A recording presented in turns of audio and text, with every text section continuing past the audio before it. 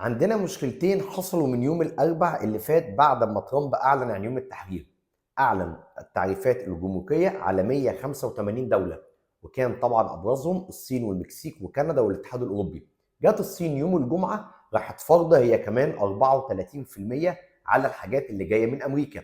معنى كده إن في تراشق بدأ والحرب التجارية بدأت، يعني كل دولة هتبتدي تفرض على الدول الأخرى برضه رسوم تجارية، وده هيؤدي الى كساد. وده اللي حصل فعلا، ان اسعار النفط تهاوت.